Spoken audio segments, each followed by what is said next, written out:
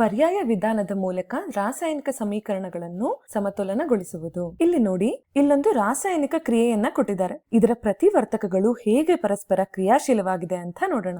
ಇಲ್ಲಿ iron oxide ಒಂದು ಪ್ರತಿವರ್ತಕ, ಅದನ್ನ ನಾವು ಫೆರಿಕ್ ಆಕ್ಸೈಡ್ ಅಂತ ಕೂಡ ಕರಿತೀವಿ. ಈ ಫೆರಿಕ್ ಆಕ್ಸೈಡ್ ಸಲ್ಫ್ಯೂರಿಕ್ ಆಮ್ಲದೊಂದಿಗೆ ಪ್ರತಿಕ್ರಿಯಿಸುತ್ತೆ ಮತ್ತು ಇದು ಫೆರಿಕ್ ಸಲ್ಫೇಟ್ ಹಾಗೂ ನೀರನ್ನ ಉತ್ಪಾದಿಸುತ್ತೆ. ಆದ್ರೆ ಇದು ಒಂದು ಅಸಮತೋಲಿತ ಸಮೀಕರಣ, ಅಂದ್ರೆ ಇದನ್ನ ನಾವಿನ್ನು ಸರಿದೂಗಿಸ್ಬೇಕು. ವಿಡಿಯೋನ ನಿಲ್ಸಿ ನೀವು ಸರಿದೂಗಿಸೋದಕ್ಕೆ ಪ್ರಯತ್ನ ಪಡಿ.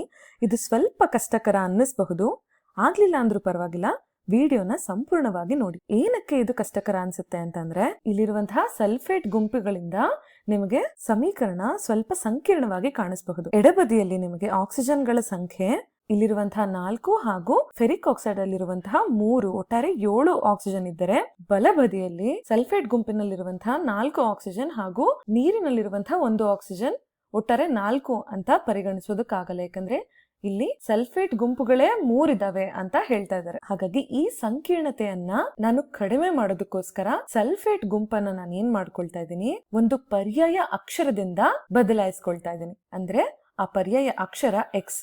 ಈ ಸಲ್ಫೇಟ್ ಜಾಗದಲ್ಲಿ ನಾನು ಎಕ್ಸ್ ಅನ್ನ ತಗೊಳ್ತಾ ಇದ್ದೀನಿ. ನೋಡಿ, ಈಗ ಸಮೀಕರಣ ಈ ರೀತಿಯಾಗಿ ಕಾಣಿಸುತ್ತೆ. ಫೆರಿಕ್ ಆಕ್ಸೈಡ್ ಅನ್ನ ಅದೇ ರೀತಿಯಾಗಿ ಬರ್ಕೊಂಡಿದ್ದೀನಿ, ಪ್ಲಸ್ H2X ಅಂದ್ರೆ ಸಲ್ಫ್ಯೂರಿಕ್ ಆಮ್ಲದ ಜಾಗದಲ್ಲಿ H2X ಅಂತ ಬರ್ಕೊಂಡಿದ್ದೀನಿ. ಅಂದ್ರೆ ಇಲ್ಲಿರುವಂತಹ ಸಲ್ಫೇಟ್ ನ ನಾನು ಎಕ್ಸ್ ನಿಂದ ಬದಲಾಯಿಸಿದೀನಿ. ನಂತರ ಫೆರಿಕ್ ಸಲ್ಫೇಟ್ ನ ಜಾಗದಲ್ಲೂ ಕೂಡ ಸಲ್ಫೇಟ್ ನ ನಾನು ಎಕ್ಸ್ ಇಂದ ಬದಲಾಯಿಸಿದೀನಿ.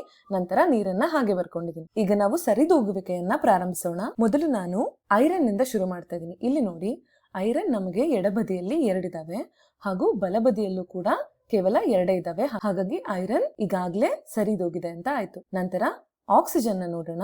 ಎಡಬದಿಯಲ್ಲಿ ಆಕ್ಸಿಜನ್ 3 ಇದಾವೆ. ನಂತರ ಬಲಬದಿಯಲ್ಲಿ ಈ ನೀರಿನಲ್ಲಿ ಕೇವಲ 1 ಆಕ್ಸಿಜನ್ ಇದೆ. ನನಗೆ 3 ಆಕ್ಸಿಜನ್ ಬೇಕಾಗಿರೋದ್ರಿಂದ ನಾನು ಈ ನೀರಿನ ಅಣುವಿಗೆ 3ರಿಂದ ಗುಣಿಸ್ಕೊಳ್ತಾ ಇದ್ದೀನಿ. ಇಲ್ಲಿ ನೀರಿನ ಮುಂದೆ 3 ಬರ್ಕೊಳ್ತಾ ಇದ್ದೀನಿ. ನಂತರ ಹೈಡ್ರೋಜನ್ಗೆ ಬರೋಣ. ಎಡಬದಿಯಲ್ಲಿ ಹೈಡ್ರೋಜನ್ ಕೇವಲ 2 ಇದಾವೆ. ಬಲಬದಿಯಲ್ಲಿ 3 × 2 6 ಪರಮಾಣುಗಳಿದಾವೆ. ಅದಕ್ಕಾಗಿ ನಾನು ಎಡಭಾಗದಲ್ಲಿ ಹೈಡ್ರೋಜನ್ ಇರುವಂತಹ ಅಣುವನ್ನ 3ರಿಂದ ಗುಣಿಸ್ತಾ ಇದ್ದೀನಿ. ಆಗ ನಮ್ಗೆ 3 × 2 6 ಹೈಡ್ರೋಜನ್ಗಳು ಎಡಬದಿಯಲ್ಲೂ ಕೂಡ ಸಿಗುತ್ತೆ.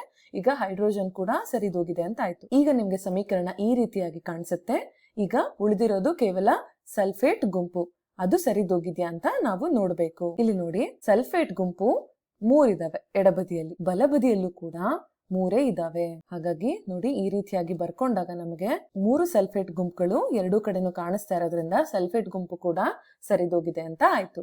ಈಗ ಒಟ್ಟಾರೆ ಎಲ್ಲಾ ಧಾತುಗಳನ್ನ ನೋಡ್ತಾ ಹೋಗೋಣ.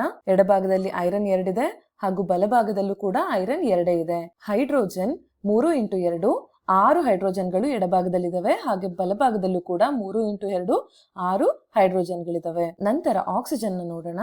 3 × 4 12 ಆಕ್ಸಿಜನ್ ಹಾಗೂ ಇಲ್ಲಿ ಫೆರಸ್ ಆಕ್ಸೈಡ್ ಅಲ್ಲಿ 3, 12 + 3 15 ಆಕ್ಸಿಜನ್ ಎಡಭಾಗದಲ್ಲಿದ್ದಾವೆ ಹಾಗೂ ಬಲಭಾಗದಲ್ಲಿ ಇಲ್ಲಿರುವಂತ 4 ಹಾಗೂ 3, 4 × 3 12. ನಂತರ ನೀರಿನಲ್ಲಿರುವಂತಹ ಅಣುಗಳು 3 ಆಕ್ಸಿಜನ್ಗಳನ್ನ ತೋರಿಸ್ತಾ ಇದೆ. ಹಾಗಾಗಿ 12 + 3 15 ಆಕ್ಸಿಜನ್ಗಳು. ಇನ್ನ ಉಳ್ಕೊಂಡಿರೋದು ಕೇವಲ ಸಲ್ಫರ್ ಮಾತ್ರ.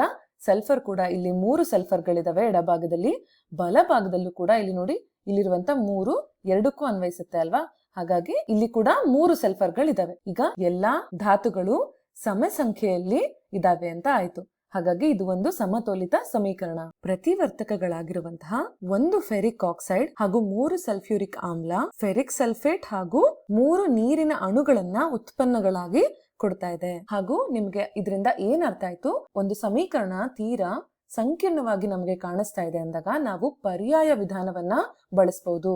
ಯಾವ್ದಾದ್ರೂ ನಿಮಗೆ ತುಂಬಾ ಸಂಕೀರ್ಣವಾದ ಗುಂಪು ಅಂತ ಅನ್ನಿಸ್ತಾ ಇದ್ರೆ ಅದನ್ನ ನೀವು ಯಾವ್ದಾದ್ರೂ ಒಂದು ಅಕ್ಷರದಿಂದ ಬದಲಾಯಿಸಿ ನಂತರ ಸರಿದೂಗಿಸಿ ಆಮೇಲೆ ಧಾತುಗಳನ್ನ ಲೆಕ್ಕ ಮಾಡಬಹುದು. ಈ ವಿಡಿಯೋ ನಿಮ್ಗೆ ಅರ್ಥ ಆಗಿದೆ ಅಂತ ಭಾವಿಸ್ತಾ ಇದ್ದೀನಿ.